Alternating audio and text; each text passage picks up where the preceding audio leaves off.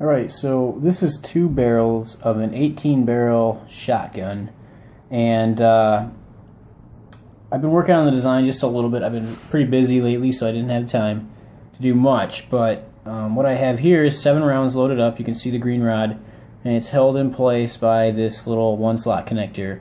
Instead of having the rubber band, which is in the front, kind of hold it back, it's hard to get at those rubber bands and make it work properly, so I've been experimenting with just using something like this to slightly press on the side, and then once they're shot, you can see how easy they all fall out. So let me show you how this works. So to load it, you're gonna slide that piece over and load the rounds up.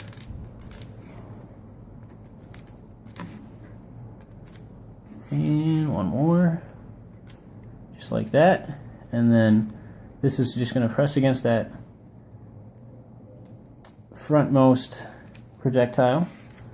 Holds strong, but you saw how easily they got out of the way.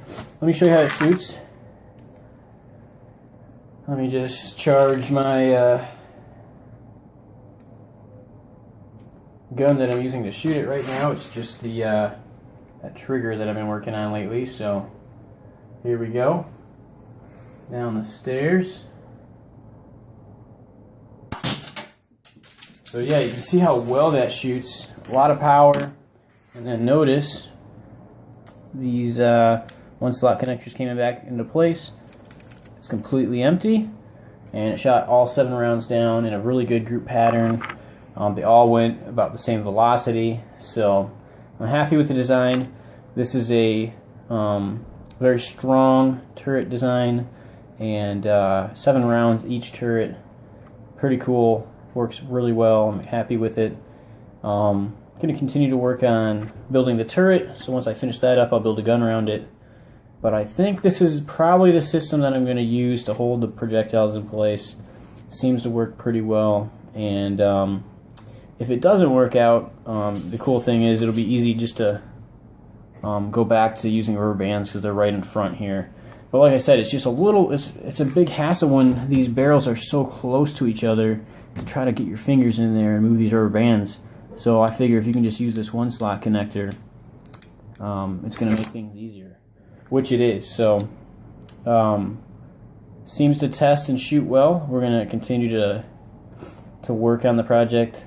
The reason I have blue rods back here for now is just because the gun I'm using to shoot it, this has to be in there far enough to get hit, and the blue rod's really the only one that's long enough to do that. So I tested it with white rods, it works, but it's super hard to work with this gun right now because just the way it's set up.